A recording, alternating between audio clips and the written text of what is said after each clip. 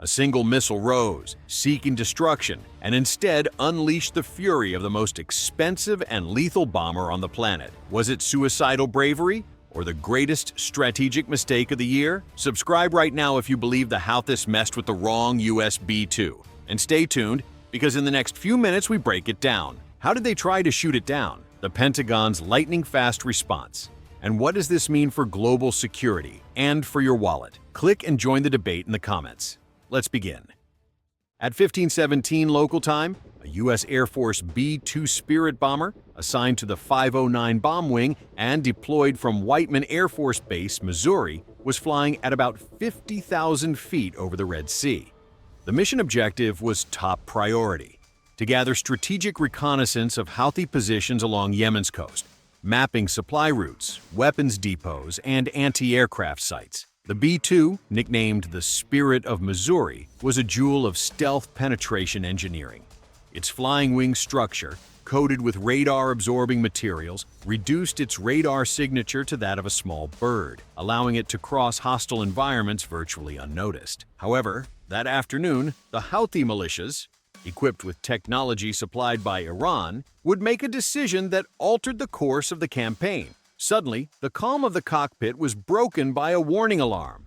The B-2's sensors confirmed the launch of an SA-6 surface-to-air missile from an elevation west of the port of Al-Hudaydah. The projectile, with an approximate range of 23 kilometers and a speed near Mach 2.8, was rapidly closing in on the bomber. The crew, consisting of the pilot and the weapons systems officer, had barely 12 seconds to respond. The ANAPQ-181 low probability of intercept radar, mounted on the nose, was the first to react. It could detect threats at 45 kilometers without revealing its own position. It identified the SA-6's trajectory.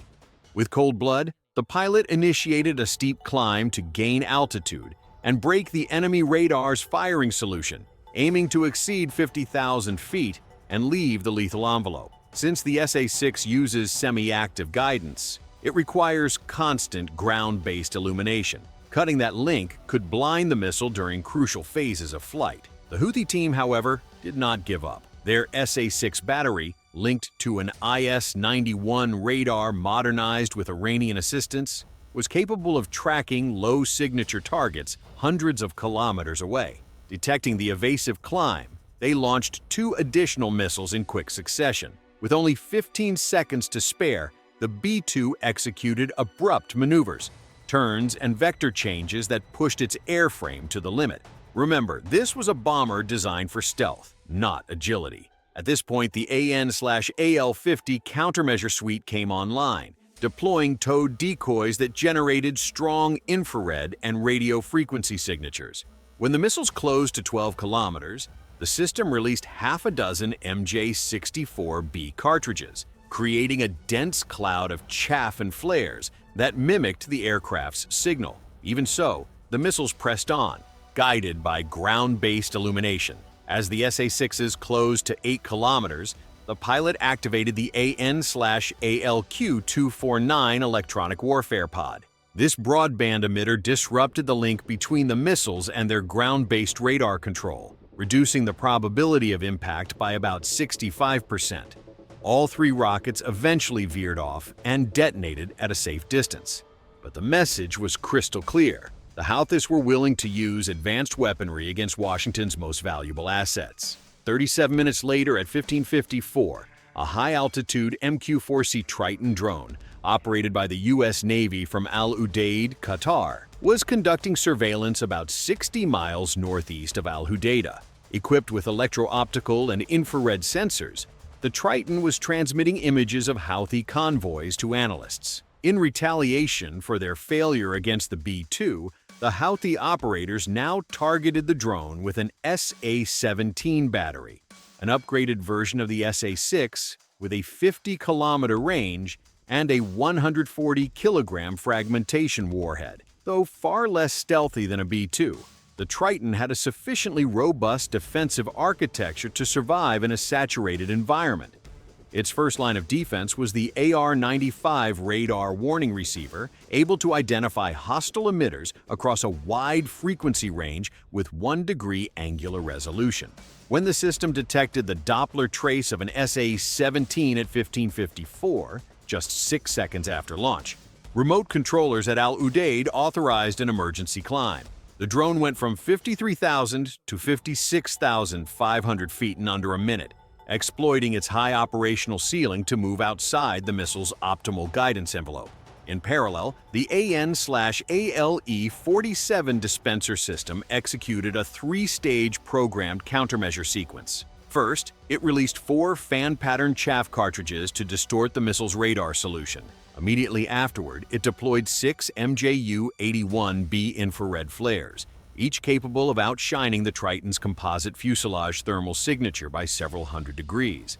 Finally, it emitted a high-temperature thermite and magnesium flash that created a 400-square-meter multispectral interference screen, complicating both radar tracking and infrared discrimination. The result was partially successful.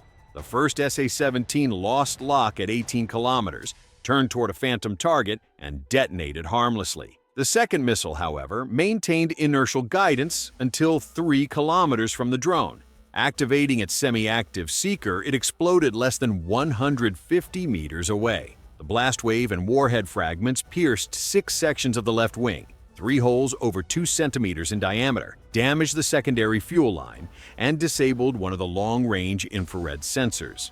Despite the structural damage, the Triton maintained enough aerodynamic integrity to establish a stable return pattern.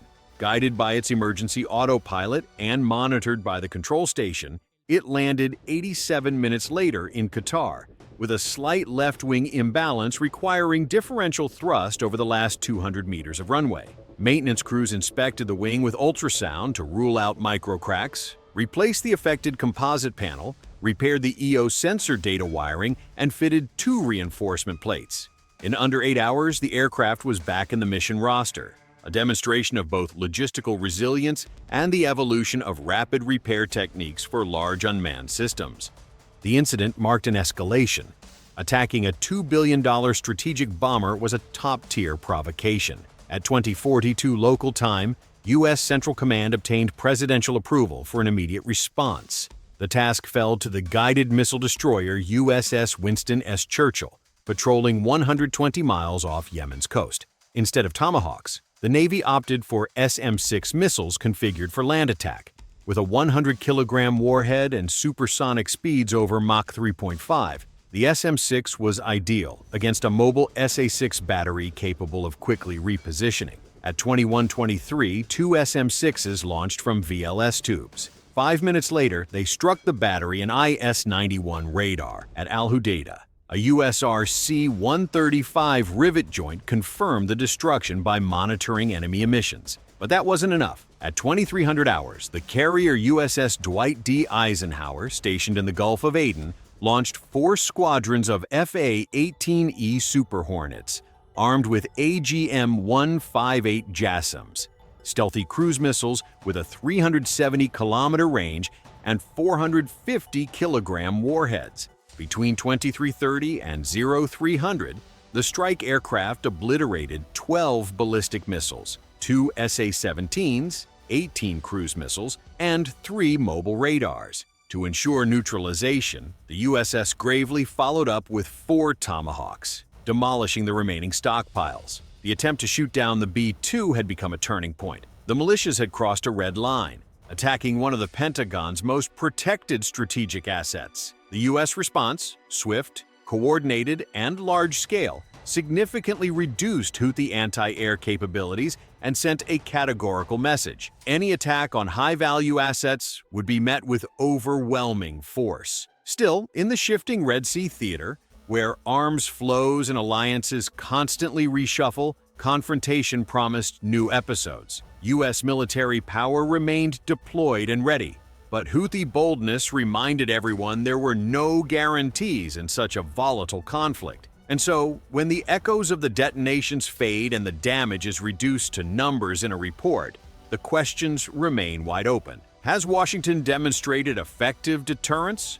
Or simply fueled a cycle of retaliation that tomorrow could bring kamikaze drones against civilian vessels? Did the Houthis underestimate the U.S. reaction? Or did they succeed in forcing the Pentagon to expose tactics it preferred to keep in reserve? And above all, how much will this cost regional stability and the pockets of those who depend on this maritime route? The new contest between Iranian radars and fifth-generation missiles. The White House insists the response was proportional and necessary. Tehran, for its part, hails the resistance and promises reinforcements. Between these opposing narratives lies the doubt. Who will set the rules of engagement in an increasingly militarized Red Sea? Are we witnessing a dress rehearsal for direct confrontation, or an exception that still proves the value of deterrence? The debate is open. Leave your opinion in the comments, and if you haven't already, subscribe. Every perspective, for or against, keeps the discussion alive and helps anticipate just how far the next missile might go when it once again seeks the wrong target.